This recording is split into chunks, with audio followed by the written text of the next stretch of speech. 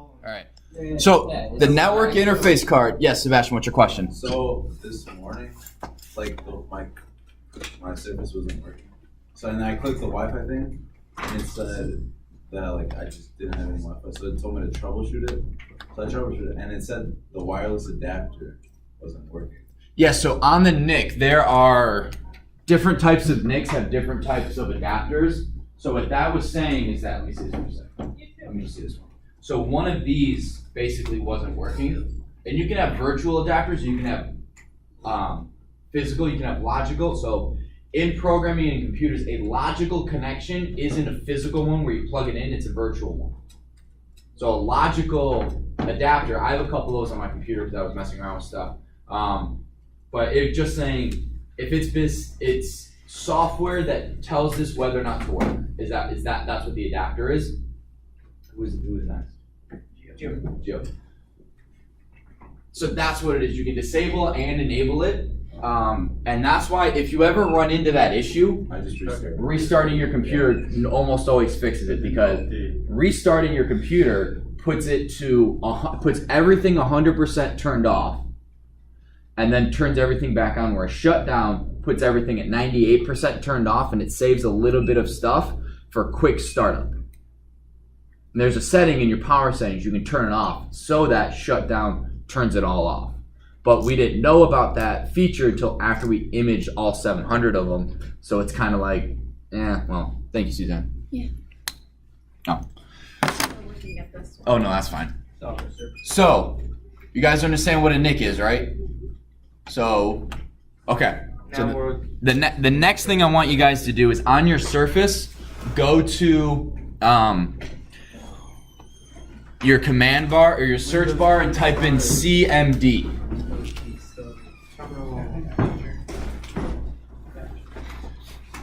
Right, and this is going to open your command prompt. Thank you. And in your command prompt, this is where we're going to spend a decent amount of time in command prompt. We're going to learn today ipconfig space -all. What this is going to do, this is how you find out your IP address, this is how you find out your MAC address, this is where you find your default gateway, your subnet mask. All of your networking information is found by doing ipconfig all. So I'm going to jump on my computer. Hopefully my face isn't in. Okay, it's just to the side. What are you doing? So as you, So how did you get there? So what you're going to do is you're going to come down here. Wait, but how did you open the black thing? I'm going to tell you. Oh. So you come down here, you type CMD. What's going on over there, Jared? On the phone. Whoever. All right. Whatever. You see how it says command prompt? Oh, yeah. You hit enter, and up comes the black screen. And then all you do is you type ipconfig space -all, and it's going to give you my computer name. It gives me my DNS, which is my domain for now, primary DNS suffix, but domain.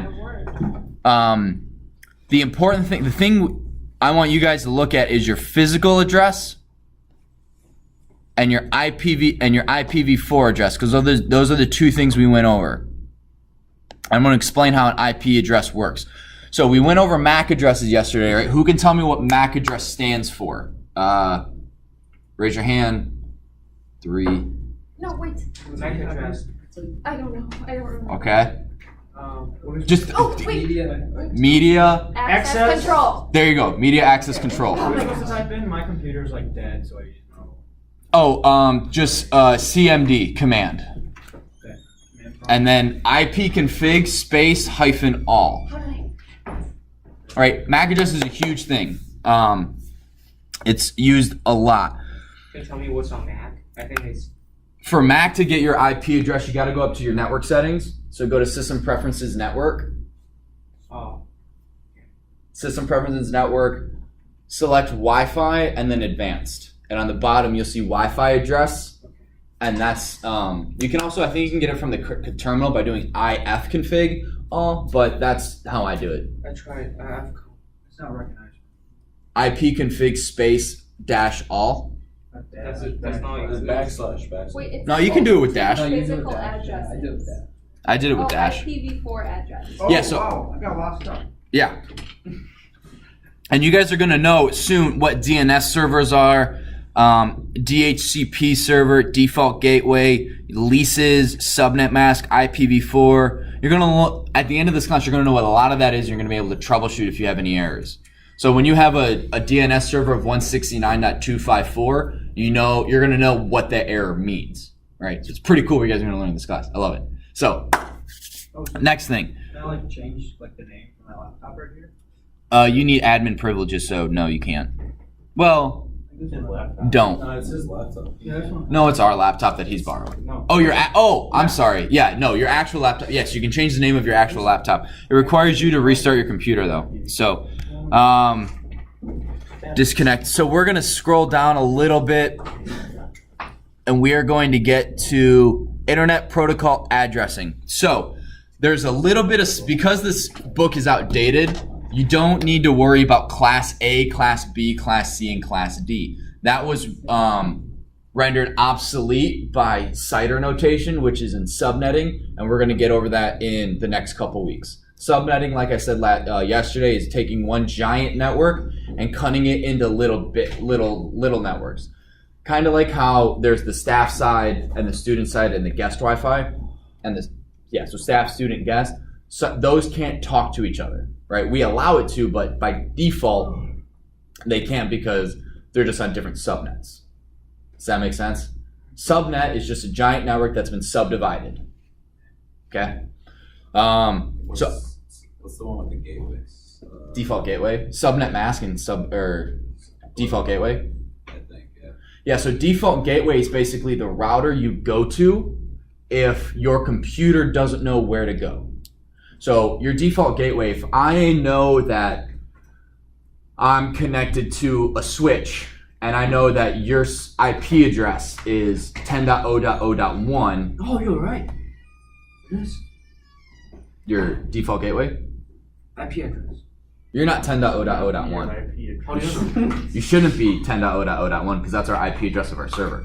That's really bad if you're that IP address because that's no good. That's no good.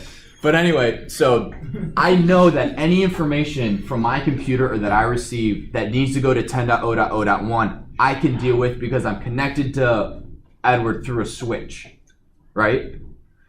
If anything that is not 10.0.0.1, my default gateway, I send that information to that. So he is my default gateway, 10.0.0.10, and I have no idea what to do with 10.0.0.5. Right, because I'm only programmed to know 10.0.0.1, so I take that information that's meant for 10.0.0.5 and I send it to Sebastian, who is my default gateway. And then he has a default gateway that if he doesn't know what to do with it, he sends that information too. And that's actually how you go from a computer to a server back to YouTube, is you go up through the default gateways until that router knows what to do with that information. And we're going to get more on that in routing. But for now, a default gateway is, I don't know what to do with this, so I'm going to send it to my default gateway. If you don't know the IP address, how you gonna send the default? You don't need to know the IP address, right? If I type in YouTube, I don't need to know the IP address of YouTube. Yeah. It just sends information, and it keeps going up till it gets to a DNS server that knows what to do with that. And then it sends it to the YouTube server. So we're gonna get it. Don't need to worry about that too much right now. Everything is so confusing to me. But it's going to get easier. It's going to get a lot easier because we're not going to get into that until a couple more chapters. When we're good with our home network and how to deal with that and what a MAC address is and how a router works within one little network, then we move on to how does it get across the United States. So for now, just focus on a default gateway is what you do with information when you don't know what to do with it.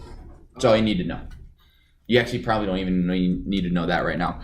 So, Internet Protocol. This is huge because the entire internet is IP addressed. And then I did mention IPv6 yesterday. We're going to focus on IPv4 right now. IPv4 is 8-bit. IPv4. Oh, darn it. 32-bit. Let me check. Yeah, 32-bit. So does that mean, Integer bit. I've heard that a lot, like what is like the different, like 32 or 64 bit? This is where binary comes in. Oh. So, 1 bit is a 1 or a 0. Right, in binary. That's 1 bit. So, 8-bit. 1, 2, 3, 4, 5, 6, 7. That is an 8-bit number, which is, so this is 128, 64, 32, 16. Did I go over binary with you guys? No, no, yeah.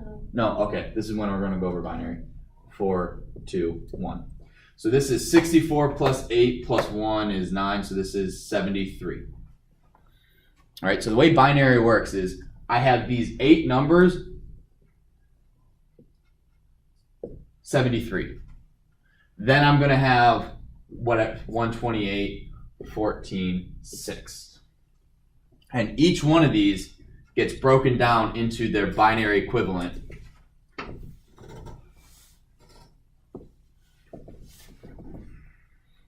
And that's a 32-bit number because I have 32 bits of information coming up with an IP address. Does that make sense? Right, now we're gonna get into binary and how binary works and how this combination of 1s and 0s equals 73. Is anyone here already somewhat familiar with binary? I remember you got it from programming, but other than that. So, binary is the computer language that is base 2. What does that mean, Mr. Stolter? Well, glad you asked. What it means is it's 1 or a 0, which is 2 numbers, right? So it's base 2. Everything is based on the power of 2. I have 2 options, and it is base 2, or to the powers of 2. Well, what does that mean, Mr. Stolter? Give me a number. From 0 to 255. 255. Oh wait, 200. Let's have a smaller number first. 5. 100. Hey. Right? So I'm going to try to represent this with 8-bit number. 1, 2, 3, 4, 5, 6, 7, 8. Sorry, can I try?